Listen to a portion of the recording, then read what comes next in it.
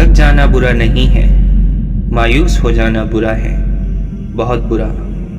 और मायूस इंसान बस तब होता है जब उसे अल्लाह की ताकतों पे, उसकी रहमतों पे यकीन नहीं रहता, और जब ये बात भूल जाता है कि जिसने ये हालात पैदा किए हैं वो ये हालात बदल भी सकता है।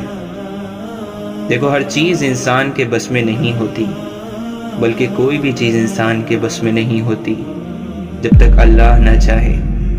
फिर उससे मायूस क्यों होना जिसके हुक्म के बग़ैर एक पत्ता भी नहीं हिल सकता, जिसके एक हुक्म पे कायनात बना दी गई और एक ही हुक्म पे ख़त्म कर दी जाएगी।